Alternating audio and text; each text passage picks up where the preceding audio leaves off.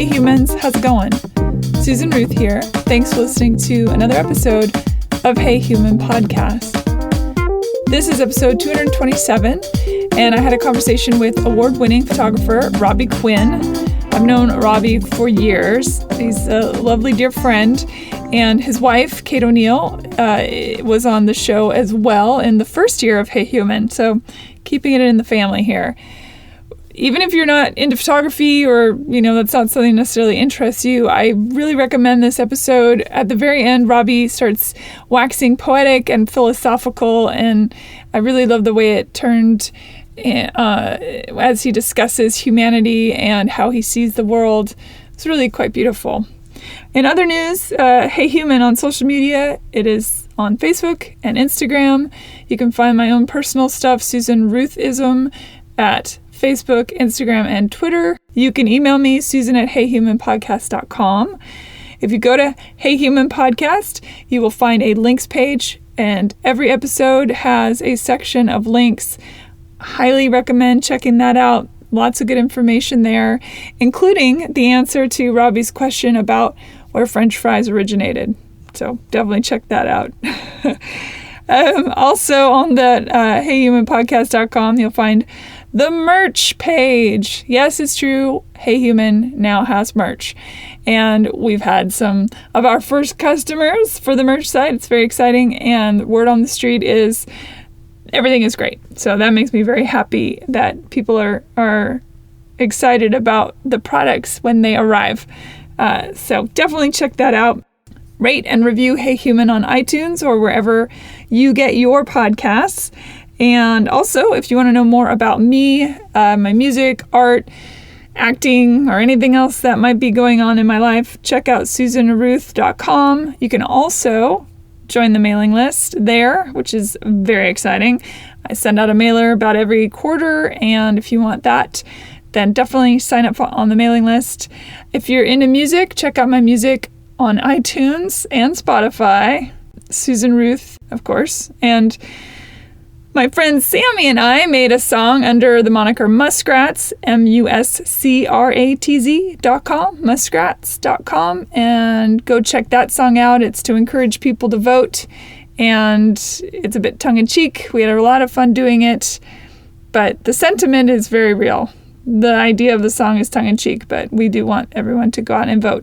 Also, if you are inclined to donate blood and you are physically able to do so, the American Red Cross is looking for donors. So definitely check out blood drives in your neighborhood or your town or village or wherever you're listening from.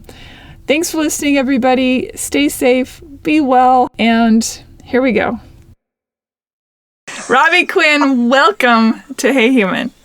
Thank you very much. It's good to see you again. Absolutely. Great to hear from you, too, and see you. Yeah, you're in New York, right? I am about a block and a half away from Central Park. Lovely. East or west side or mid? Or? I am, if somebody out there knows where Columbus Circle is, it's the southwest corner, and I'm just around the corner from that. Lovely. Now, how long have you and Kate lived in that area? Let's see. Coming up on 5 years. Really? Mm-hmm. Wow. Yeah, I love it here. I was born not too far from JFK Airport. I did not know that. I kind of feel like a salmon that has returned to its birthplace to die. Oh, hopefully. No, let's try not. Not anytime soon. Let's hope not. Yeah, let's hope not. I've known you forever. How long? It's been a decade, I think. Yeah? What? That I've known you? Oh, yeah, at least, yeah. Yeah. How is New York's mood right now? I think overall, I feel like it's positive. Everybody's experiencing a lot of traumatic things at the moment. The people I've talked to that have been here a long time, a lot of people will bring up September 11th and about how our city has bounced back from that, and that we always have this hopeful, I will survive kind of attitude. It's sadly a lot of people haven't survived the last couple of months here, but I feel like the the overall attitude is we're coming back bigger and better than ever. Good. New York strong. Yes, that's actually, is it New York strong? That's a hashtag, and then they have New York tough is been plastered across Rockefeller Center's ice skating rink. Lovely. Yeah, it's a moment right now where everybody's reevaluating what's really important in the world. I think a lot of people that I know, they're searching for the opportunities that are there, and not, just not material ones, but people are looking for opportunities to be better people, better neighbors, and just try to make it a better community. There's that deep reevaluation about, what makes me happy? What do I really need? How do I connect with the people in my orbit? All of that. Sure, I've had people from virtually all over the world check in with me. You know that New York City has been the epicenter for the virus, and it's always been an activist city, and everything that's going on with Black Lives Matters right now is at the forefront here. Through my travels and just through connecting with people on the internet, I've had people from lots of different countries reach out, ask me how things are going here. People, from other countries are, maybe they're just being nice, but they're making an effort. They're saying, is there anything I can do? I mean, there's, it's a nice sentiment. Do you feel that as a photographer that you are able to speak a different language, absorb things that most people don't notice or say or see because you're zoning in through this lens? That the language of the photograph is different than the language that we use with each other when we talk? I've searched that because I only know my perspective, and I don't know that, I don't know what a quote-unquote non-photographer's perspective necessarily is. I still have it, and it was for my mother, but, she wasn't too into it, so I played around with it a little bit, and then I had a little 110 camera. If you've ever seen however many decades it's been in existence, that we are looking, even if we don't have a camera in our hands, we're looking at the world through a quote-unquote different lens. I always tell people my biggest skill set is ADD. I don't know, I've never been diagnosed or anything with it. I'm always looking around for something shiny or the squirrel, and so I feel like throughout, when I'm looking around, I'm looking for something else that maybe others might not see. And generally, I have a realistic view, but I also tend to put on the rose-colored glasses, and I'm looking for the good. If I can find something that can give myself and others some hope in humanity, that we do have this common bond throughout the world of being humans, that I want to capture that, and I want to interview the people. I want to listen to their stories and share them with others, and kind of the way you do. Yeah, absolutely. Different sides of the same coin for sure. When did you start being a photographer? Did you have something else you did before you picked up the camera? So at an early, I'll give you the quick rundown. I've always been taking photos. My father had bought my mother one of the very first Polaroids. I got the Polaroid. No, your audience can't see this, but I'm wearing the Polaroid shirt. But my father bought my mother a Polaroid camera, a land camera, when they very first came out. It's actually a collector's item because it was an Alpha. Anybody out there that knows what an SX70 Alpha is, they'll go, wow.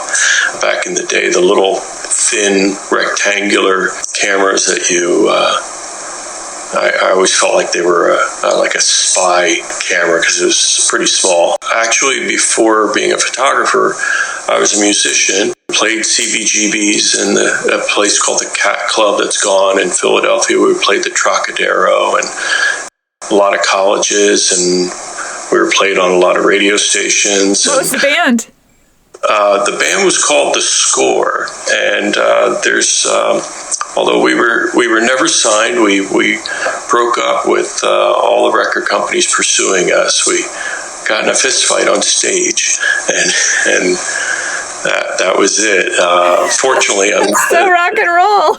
Yeah, fortunately, the person that I was involved in the fight, the person that I was involved with the fight with, fortunately, after 5 years, we're still the very best of friends. 5 years we didn't speak, and then we made up, and great friends for many years. And then after that, that transitioned into me being a large-scale concert promoter. I had a whole bunch of employees selling ad space, and I think that contributed to me being a photographer because, well, first of all, when I was in the band, the band got photographed off, and that kept my interest a little bit. And then when I became a large-scale concert promoter, I would take pictures at the events to document it. And then I became an artist manager, and that's what brought me to Nashville, where I met you. And I was managing a number of acts, but I was horrible at it, and it's just, I don't know. I could manage a whole bunch of salespeople, but artists are a whole different breed.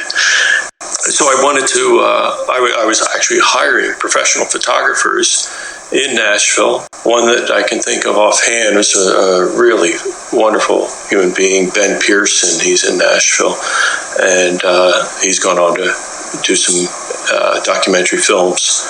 And but I was paying somebody like Ben a lot of money. I had borrowed a Minolta film camera and decided to take photos of some of the artists that I was representing myself. At the time, MySpace was big. And I did the black and white 8x10s promo photos so that they can, with the little information at the bottom of the photo, headshots, and I took some other editorial pictures and put them up on MySpace to promote the artists. And then my assistant started getting phone calls. I can remember one, a record producer wants to speak with you. I'm like, great, a great opportunity for one of the artists I'm representing because I'm doing horrible at this. The record producer said, I saw your work. What are your rates? And I said, could you please hold? And I said, somebody actually wants to hire me and pay me to take photos. And the phone calls kept coming. And after like 3 months, I still wasn't doing well as an artist management, and but I was like, I don't think I've done anything for 3 months except take photos. I think I'm a photographer, and that was that. I think along with taking photos when I was putting on concerts, there were also show programs that were handed out at the events, and I put together the show programs. Somewhere in that mix, I worked for a newspaper and I was doing display advertising sales, and I did the layouts. And I think that there's something about photography and ad layouts that correlate in spatial relationship with negative space and things like that. And so basically we want it to look cool. And I always felt like, I think because I was shooting promo shots for my artists and other people in the Nashville area, that I was always shooting everything like it was an album cover. I didn't care what it was. It was like I could take, if I got a wedding job, or if I was shooting something for Belk department store or anything, I wanted it to look like an album cover. And somewhere along the way, our paths crossed, and I wanted to do that with you. And I loved this. I have to share it. Your brainstorm. 1, 2, I think there were 5 guys there. Yeah, 5 guys, and the concept was, I guess you had a song about someone that couldn't decide what kind of guy she liked, and so we took these 5. I don't know. They were wonderful, willing guys. They just very malleable. They were like well, we'll do whatever you want us to do. And we created that, and they were all supposed to be like kind of fictitiously in your mind walking around you. Yeah, Zeke was reading me poetry. I think David was serving me tea. Who was it that was vacuuming? One was vacuuming. There was the I like the well, first of all, David's done very well. Oh yeah, he's gone on to David Meyer. Yeah, he's awesome. He's like a rock star. He is a rock star. Yeah, it's great. And but I like the guy that was in the back that was dressed up like the dude. Well, I'm trying to remember all the people that were in it. I know that Zeke and David, of course, come to mind. And then, the real tall. There was a jock. Yeah, there was the jock. That's right. But anyway, I just, growing up, I was always looking at, we had albums, real vinyl at the time. And you would put an album on, and your entertainment at that time was to listen to the record and open up the album cover and read all the album liner notes and look at the artwork and learn everything you could. But you're looking at that layout and you're getting familiar with album cover after album cover. And I worked in a record store when I was in high school and got to know an awful lot about different music and everything. But you're just looking at all these album covers, and I think it had an impact on me. And I've gone on to have magazine covers and as a photographer, but I'm still shooting it like an album cover. It's just my whole approach. So a lot of the work that I do that's my personal work on the street is I'm still kind of looking at it that way, that I want to I'm shooting more full body because I'm showing this fashion, the style, but I'm doing it more like like if you would have seen the Doobie Brothers or the E Street Band, where they have like everybody in the band standing around in the back, or Leonard Skinner or whoever, the Doors, Crosby, Stills and Nash. I'll ramble on here, but they so when I'm shooting the whole thing, but I'm still looking for that like hero rock star kind of shot.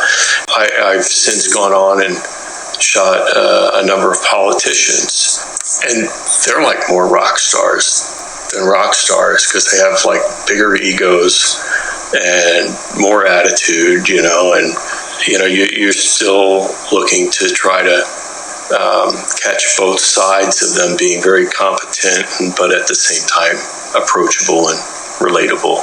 Your images that you capture are so... The stuff you're working on now, not that it's not always been this way, I think it has, but you're focusing on the people in the street and their wild personalities as embodied in their clothes. Is that... or their style? Their style, yeah. I guess I got to back up a little bit, and back when we were both living in Nashville, I was kind of feeling like I wasn't growing anymore. And Nashville is a wonderful city it's just an incubator for people to grow. But at a certain point... you have to leave. I agree with you completely. Yeah. You got to keep growing. And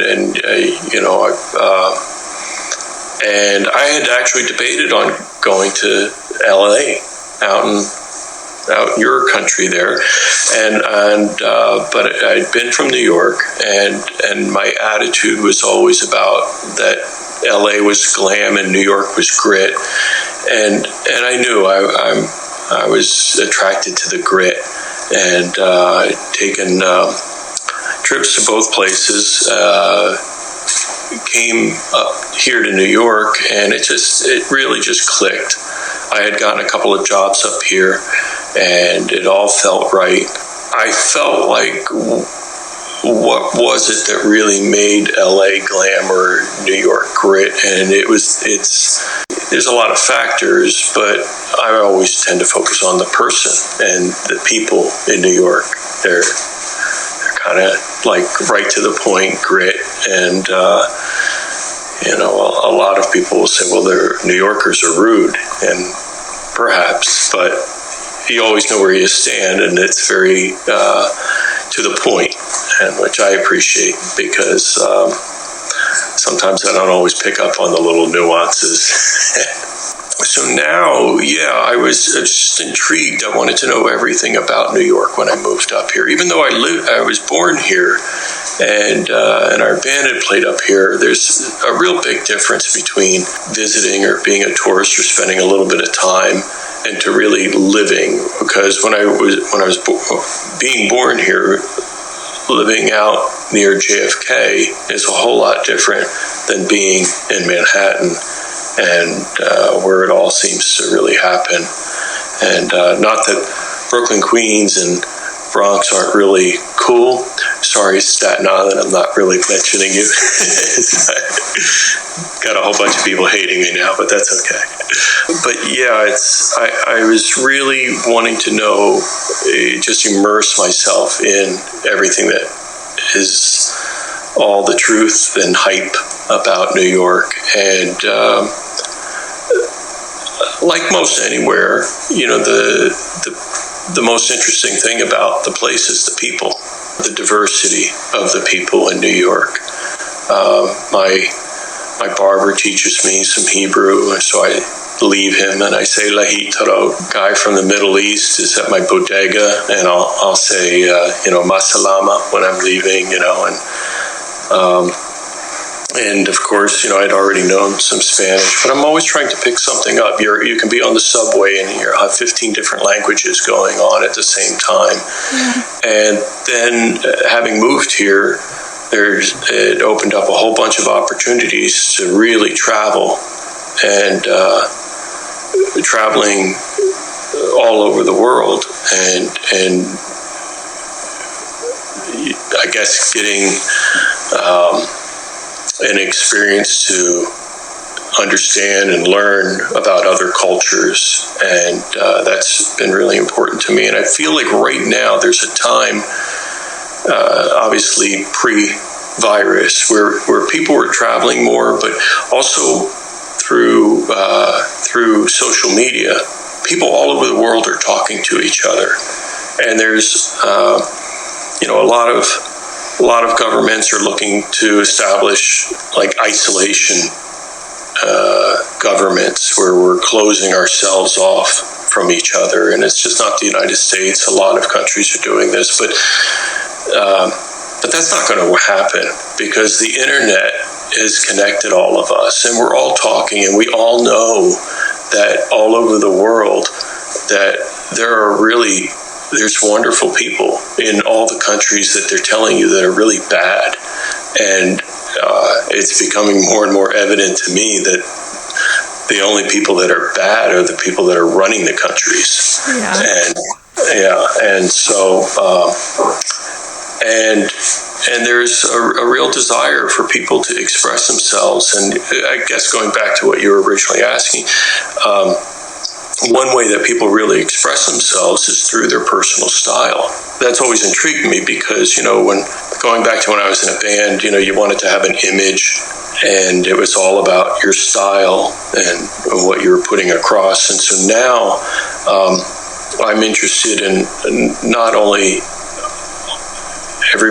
different languages from people, what their perspectives are, where they're coming from, and what they're trying to express through how they dress. And everybody does it. It can be really subtle. Some guy might wear a pocket square. It might not seem very adventurous to some, but to him, he might be taking the biggest chance going out there. Oh, I'm going to wear a pink pocket square today. I'm really going risky.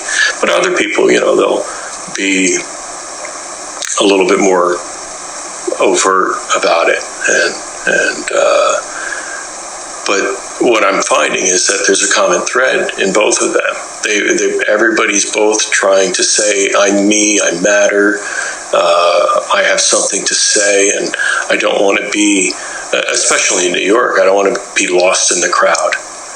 And so if you're going to be in New York or any large city, if you're going to stand out, you have to do something to really make it happen. What gave you the idea to start collecting up these images into can we talk about the project, or is that still? Oh yeah, no, that's fine. Yeah, to collect them all up into the book. And I know that you get a lot of comparisons, and I get it on a sociological level, the Humans of New York, but that's not what you're doing. The Humans of New York is more focused of tell the story of who a person is, and you're having the image tell the story more than...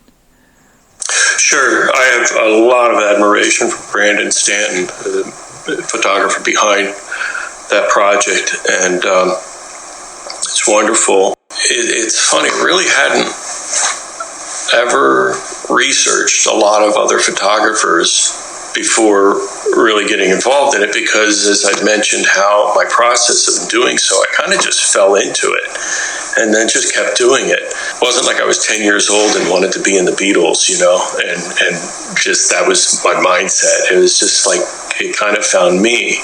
And so I wasn't like, I want to be Richard Avedon, or the only photographer that I think I really was aware of that because of music was Annie Leibovitz. And, there's many great music photographers out there, but, I just really wasn't conscious of them. And, as somebody that, songwriter, that, you can't be listening to somebody's song and go like, I'm going to write a song like them, and everybody's looking to have their own voice, their own creative voice. And there was another photographer that,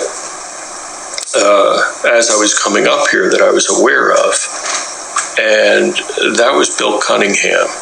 And for people that don't know who Bill was, he has passed away in June of 2017.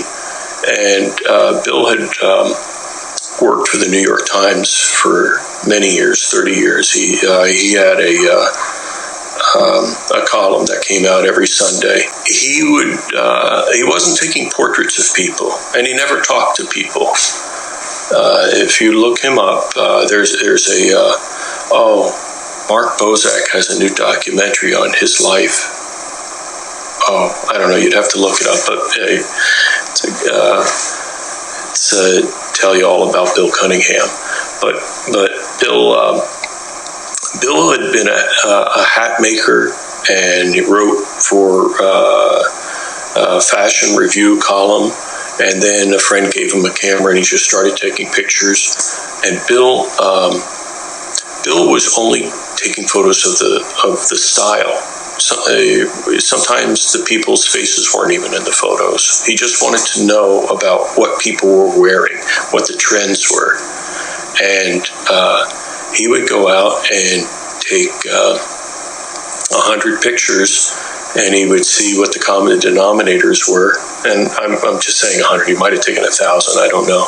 But if he found that everybody's wearing black and white stripes this month, he would see a whole page in the New York Times of like 100 people wearing black and white stripes. And next week or next month, it might be everybody's wearing red hats. And that was his deal. So Bill was really into shooting what the style trends were. Sometimes people will compare me to that, and I don't think it's a fair comparison, and I don't think Brandon Stanton's a fair comparison. However, I do kind of feel like I'm their offspring of sorts. I don't know. It's because I'm into the style, but I want to know the story behind the style, and I want to know what it means to them personally. And so... Is it hard to get people to agree to be photographed? Excuse me. When you walk up to them, do you say, I'm not a weirdo, I just want to take your picture? Or what do you do? Well, all right. So, yeah, the photos are posed that I take, and there are street photographers that don't even ask, which is, I understand what they're doing. They're looking to get, and kudos to them, a very authentic view of people on the street. Where as soon as you pose somebody now, they're posing. You have to get to somehow quickly peel back the layers of whatever front they put up and get to who they really are. So generally, I will go to areas of the city where I find that people are a little bit more adventurous about how they dress. And there's upscale places that people do this on the Upper East Side, and there's other places down in Soho where, you know, people are a little more avant-garde and so forth, and all over the city. For the marches, I was recently up in Harlem, and I was taking photos up there. When I see somebody, there's something about the way they look that is inspiring to me. It might not be something I would wear. Oftentimes I would look and I'd be like, well, I would never wear that. But I'm inspired by their confidence or their courage, perhaps, because there is, for a lot of people, they're really, they're taking risks. They're taking risks of ridicule, of abuse, and so forth. But there's something about it where I see that it's not a quote-unquote costume. This is authentically who they are, and it resonates with me. And I'll tell them I really like the way a particular aspect of them looks, you know. And if people are receptive to that, that's great. And I do find that when somebody's really risking something, or they're like doing something adventurous, they're doing it they may initially be doing it for themselves, but they do appreciate it when somebody says, you know, you look nice. And then if they respond, well then, yeah, I'll say, would you mind if I take your photo?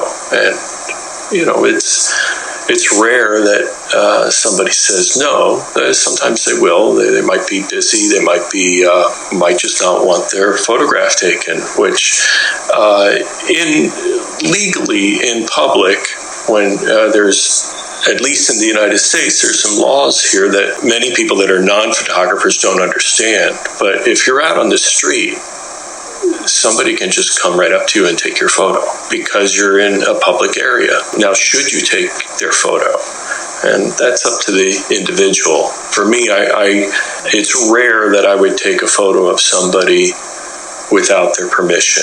The only time I would is if something was happening exciting, like I was in Notting Hill in London. I had met up with a friend of mine she's a Nat Geo photographer, and we were having coffee, and she had gone back into the coffee shop. We were sitting outside, and as I was sitting outside in my chair, a woman was going by on a scooter, not a Vespa, but like a push scooter.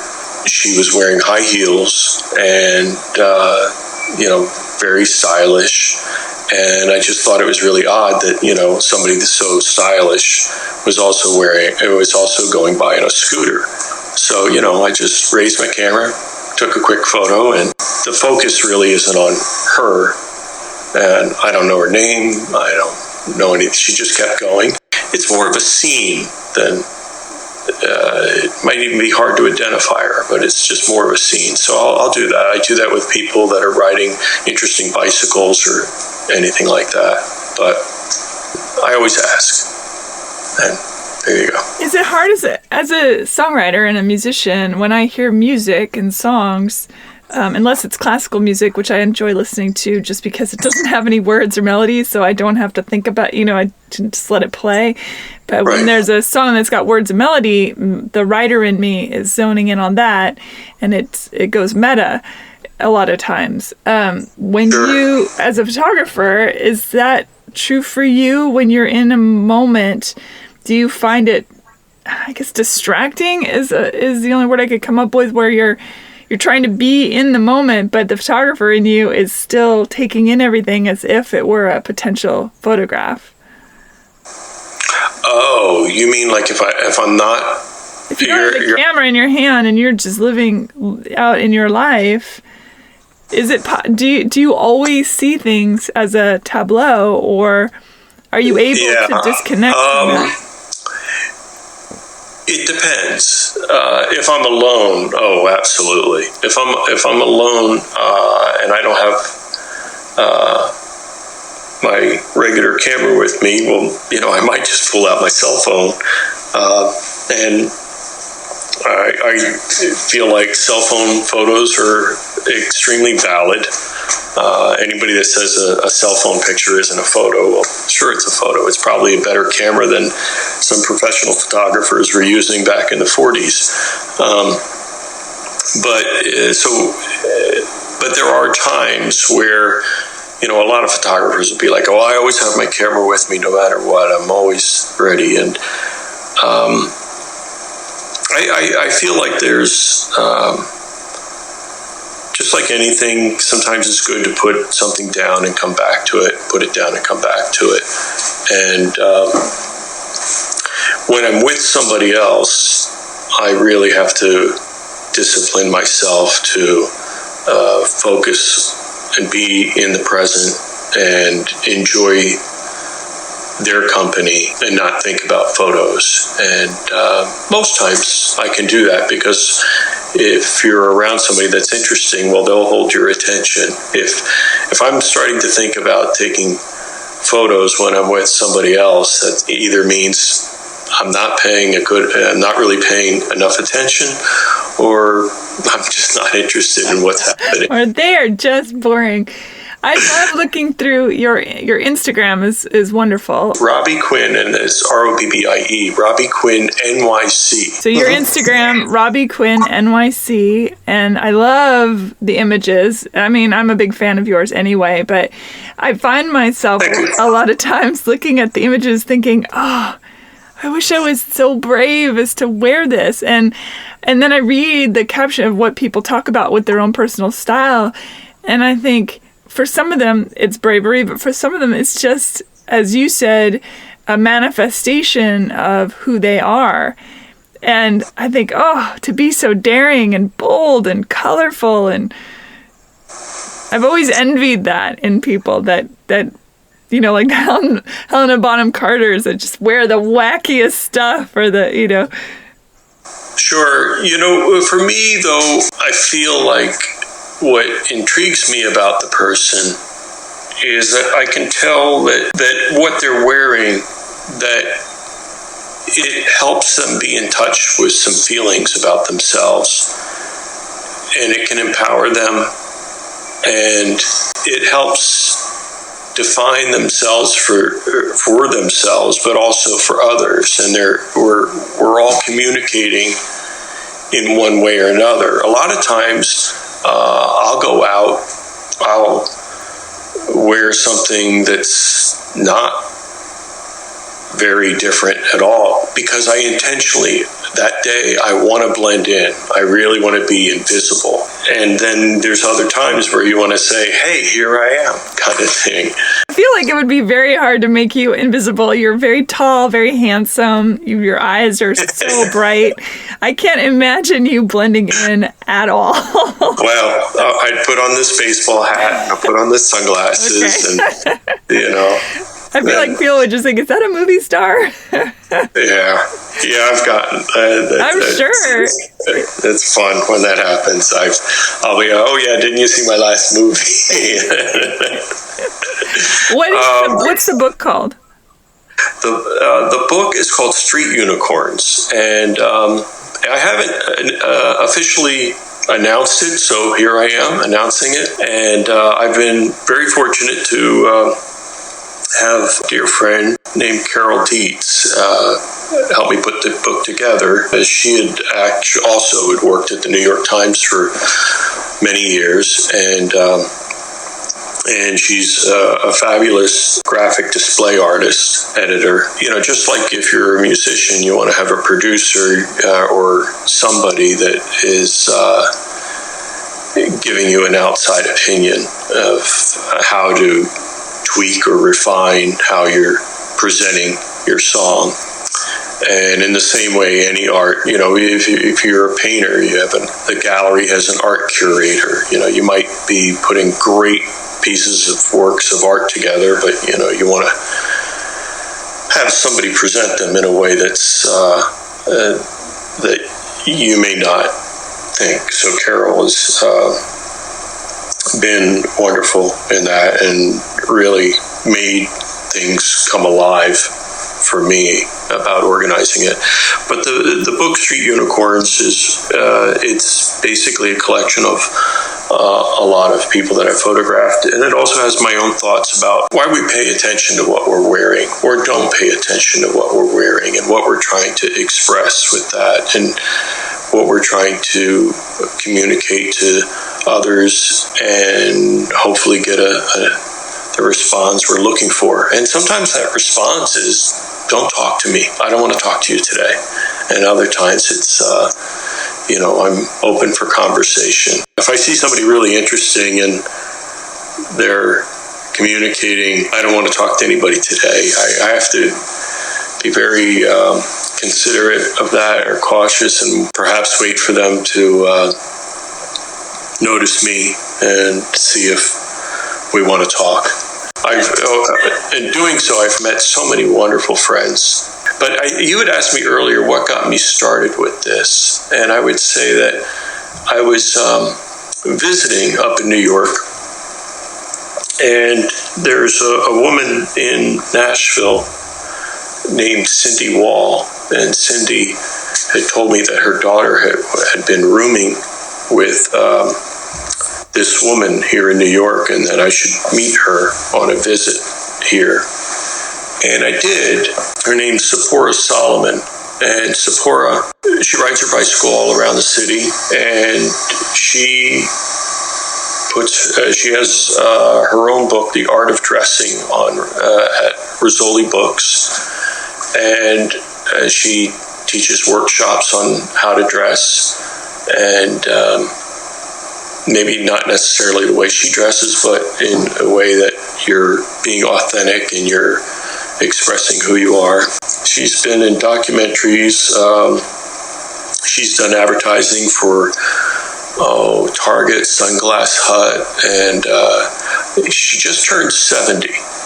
She's like this. There's this whole movement of I don't know if it's because of baby boomers or what, but there's this whole movement of older models and people that have vitality in their later years. But she was, I met her, and it was very inspiring, and we've since photographed with each other. We've done photo sessions probably about, 15, 20 times. I think the first one I did with her was for a company out of Detroit called Shinola. They make watches and bikes, and so I don't, but she has a very, very one-of-a-kind kind of style. And I was like, wow, she's like a unicorn. And then being in New York, I just kept finding other people that are one-of-a-kinds. We all hear this phrase, normal people scare me. The people that are just very, not out of the box. I don't know. For me, it's not very interesting. I hear the same stories, and I want to hear really unusual stories. So I seek them out. Yeah. Or they seek me out. When does it come out, the book? That is a good question. It was on track to bring around to some publishers, and now with the pandemic, I really don't know. We have to still put the finishing touches on it, and Carol and I, even through technology, we really haven't been able to get together to finish it up. So when is it coming out? When is the pandemic over? Right, yeah. Robbie, tell people how they can find you aside from your Instagram. Robbie, not with a Y, but Robbie, and then Quinn is Quinn, and I think you could just Google me, but I'll put links for your Facebook and but Robbie Quinn NYC is that's if you go RobbieQuinnNYC.com, you'll find links to, that'll go to my website, and then from there I have links to everything, to Twitter, to LinkedIn, to Facebook, and it has I do have a page for the book if anybody wants to, if they like what that's all about and they want to get updates on when it's being released or any other information, they can throw their email at me and I'll keep them posted. Yeah. I remembered the other models, by the way. It was Austin was the jock, and Thomas was the one with the vacuum in my shoe. Thomas,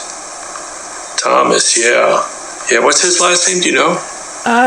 What's his last name? I did once upon a time. Yeah.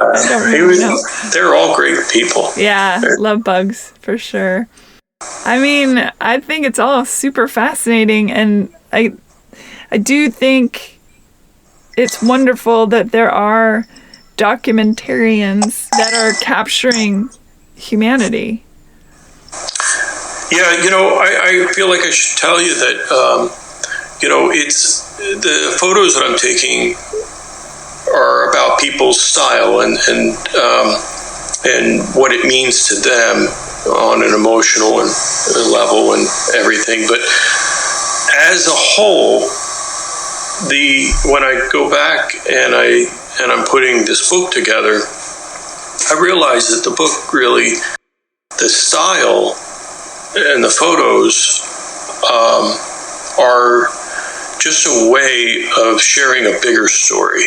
And the bigger story is about diversity and inclusion, about people feeling like they can belong, about all types of people, that we have this common denominator of humanity and of wanting to be accepted for not always drawing inside the lines. And I've made an effort to find people that I can just list some countries from Budapest to Switzerland and Mexico and and I was in Portugal and Spain and London, Paris, everywhere, up in Canada. And there's some other places that I've been. I don't know, Australia, yeah, and in India, Mumbai.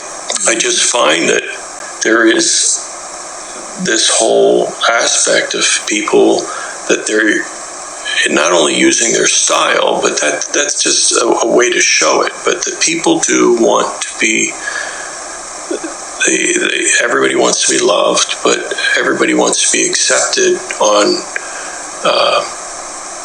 for who they are, and who we are isn't always the same. I mean, we're not the same. We're all different religions, different political viewpoints, different races, different countries, and whatever. But the fact is that if we embrace the idea of accepting people, it's an opportunity to learn from people.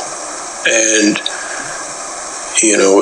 learning, it just expands our own viewpoint and helps us connect better. I mean, you think about it, and I'll go back to New York, when that first experiment, the great experiment of the United States happened, people were coming from all over the world to New York. We have things that are so typically American now, like French fries. And they didn't, to the best of my knowledge, French fries didn't come from France. I'd like to think that somebody from France maybe was in New York or wherever, and some guy from Ireland brought some potatoes, and they're like, "Hey, well, we can do this," but they had to be talking to each other, and all if we accept and appreciate people that are different than ourselves, it's an opportunity to share things about ourselves where, we can get that, it's not a plug, but we can get our Reese's peanut butter cup, we But that doesn't happen unless we're really talking to each other. Yeah. And it is interesting to think about how we see a person, that's part of their voice. It's an interesting juxtaposition. You know, I'm looking at you, but the way you're dressed as I'm taking you in, I'm also hearing you. Sure. I love that. Well, yeah. And I think anybody that's looking at somebody and saying, well, they're different than me, I don't want to talk to them because I don't feel comfortable. And okay, maybe you're not going to feel comfortable, but they're missing out on an opportunity.